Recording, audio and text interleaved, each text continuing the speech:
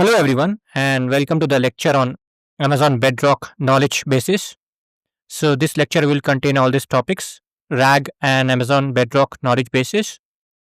With Amazon Bedrock knowledge Bases, you can set up a knowledge base, pre processing unstructured data, vector embeddings, floating point numbers, float 32 or binary numbers, runtime execution, unstructured data type supported, vector stores supported, data ingestion into knowledge base, structured data supported.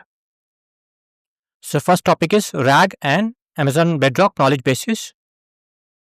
So foundational models possess broad general knowledge, but their responses can be further enhanced using retrieval augmented generation, also known as RAG. Retrieval augmented generation is a technique that uses information from data sources to improve the relevancy and accuracy of generated responses, resulting in enhanced outputs. Amazon Bedrock knowledge bases enables integration of proprietary information into generative AI applications, enhancing their capabilities with organization-specific data. When a query is made to a knowledge base, it searches through your data to find relevant information that can answer the query. The retrieved information is then utilized to improve the quality and accuracy of the generated responses. Users can build their own RAG-based applications by leveraging the capabilities of Amazon Bedrock knowledge bases to create custom solutions. And the next topic is with Amazon Bedrock knowledge bases, you can. So I'll list out the tasks that you can do with knowledge bases. So first is answer user queries by directly retrieving and returning relevant information from data sources. Next, you can utilize retrieved data to support the generation of accurate and relevant model responses. It can augment user-defined prompts by integrating relevant information fetched from the knowledge base. Include citations in generated responses to verify accuracy and reference original data sources. Process documents containing visual resources to extract images and generate insights based on the visual data. Converts natural language inputs into customized queries such as SQL to retrieve information from structured data stores. Enables immediate access to new information by directly ingesting updates from data sources. Employs re-ranking models to optimize and influence the relevance of retrieved search results. Integrates the knowledge base capabilities directly into Amazon Bedrock agents workflows. Set up a knowledge base. So I'll talk about how to set up a knowledge base.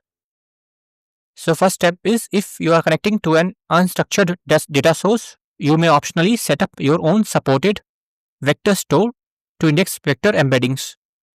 This step can be skipped if you use Amazon Bedrock console to create an Amazon OpenSearch serverless vector store. Then you connect your knowledge base to either an unstructured or structured data source. Then next you sync your data source with your knowledge base to ensure up-to-date information. Then you set up your application or agent to perform specific actions, and these are: you can query the knowledge base and return relevant sources. You can query the knowledge base and generate natural language responses based on the retrieved results.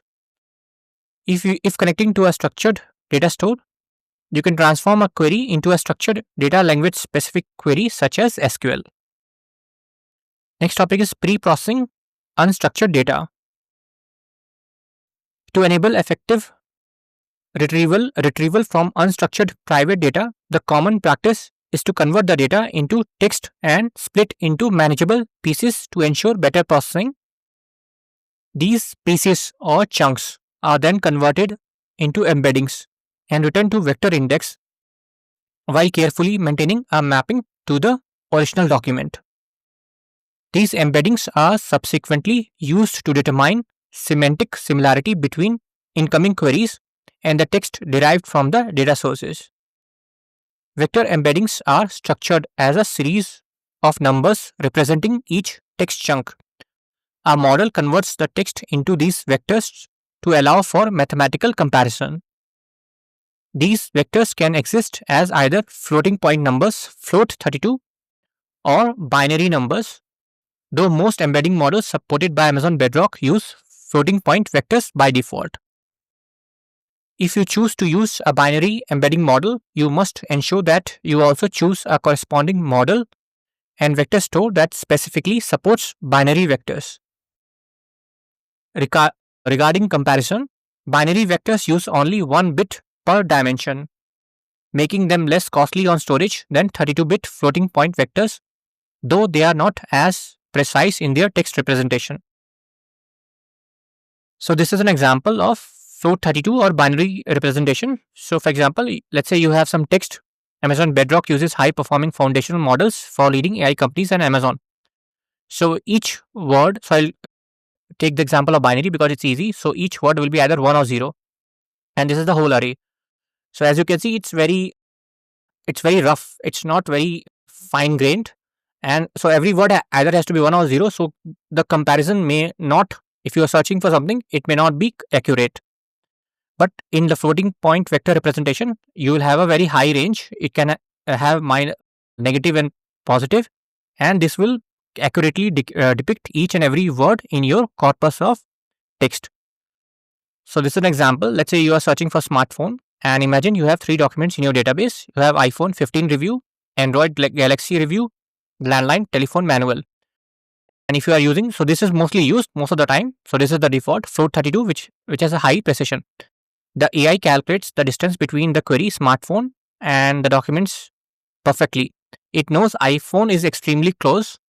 So that will have a, let's say the vector embedding is 0.002. It knows the Android is extremely close, distance is 0.003. It knows the landline is distinct and far away. So let's say it has a representation of 0.500. So result, it can distinguish that iPhone and Android are essentially tied but slightly different. So it can identify or correctly depict what is closer, whether there is an exact match or not.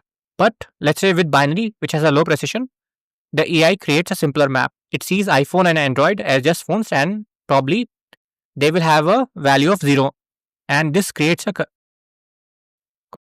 collision where it cannot mathematically distinguish which one is better match because it threw away the decimal points that held the fine detail. Next topic is runtime execution. At runtime, an embedding model is used to convert the user's query into a vector representation. So during runtime, what will be the response? So this will be happen at the runtime. So what we have seen is how we store the data. Now what will happen at the runtime? The system queries the vector index to find text chunks that are semantically similar by comparing the document vectors to the user's query vector. In the final step, the user's original prompt is augmented with the additional context retrieved from the chunks found in the vector index. This augmented prompt, combining the user's question and the new context, is sent to the model to generate a final response for the user. This process illustrates how retrieval augmented generation operates at runtime to effectively augment responses to user queries. Next topic is unstructured data stores supported. So these are the support for unstructured data stores. So these are S3, Amazon S3, and rest all is in preview, but they will be coming. Confluence, Microsoft SharePoint, Salesforce, web crawlers, and custom data source. Next is vector stores supported. So this is where we support the vector embeddings. And these are Amazon OpenSearch Serverless, Amazon Neptune, Amazon Aurora RDS, Pinecone, Redis Enterprise Cloud, MongoDB Atlas.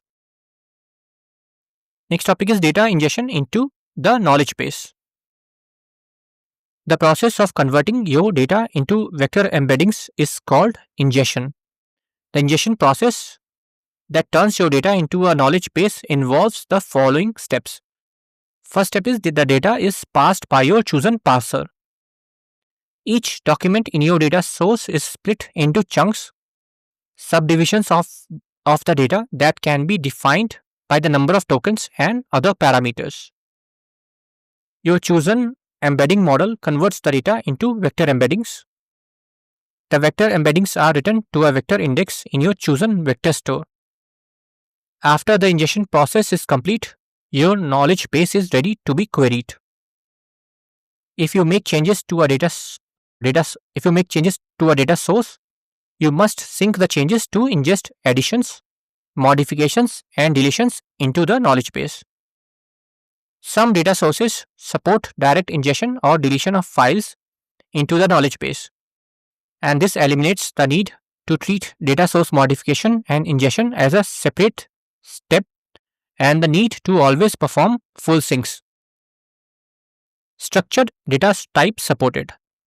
So these are the structured data types supported. So there are only two: Amazon Redshift and AWS Glue Data Catalog, which is through AWS Lake Formation. And that's all. Thanks for watching.